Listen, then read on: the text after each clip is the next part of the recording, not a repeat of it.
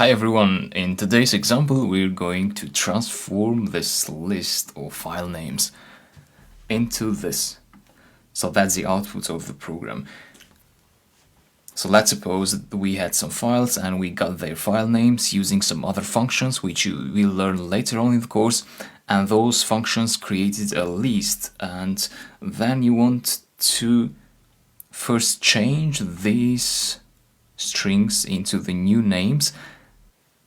And for that you use a list comprehension, which we will do now, and then maybe later on you reassign those strings to the existing files on disk.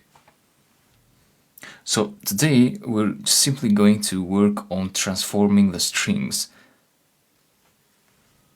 So we got these names, the existing names of the files.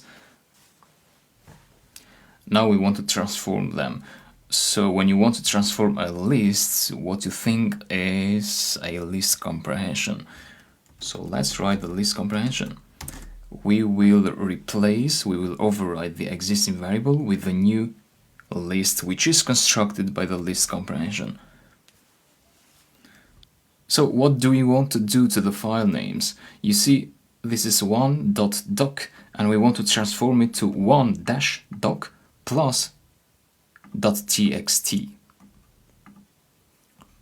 So how do we replace the dot with a dash? Well, using dot replace. So file name is a string.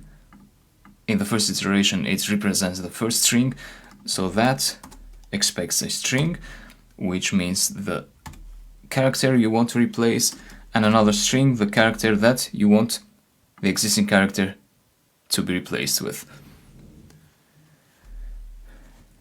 So the new list is going to contain the string with that character replaced plus another string which is .txt.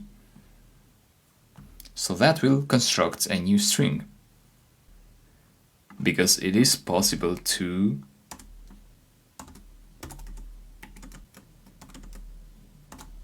concatenate two strings, so you get hey there. That's what we're doing there. For file name in file names, print file names, run, and here is the result. So that's the final code.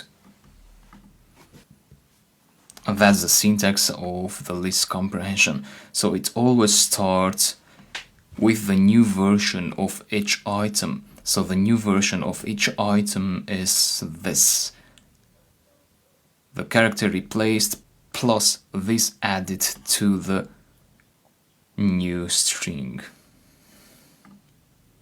And you do that for each file name in the file names list. So thanks for following.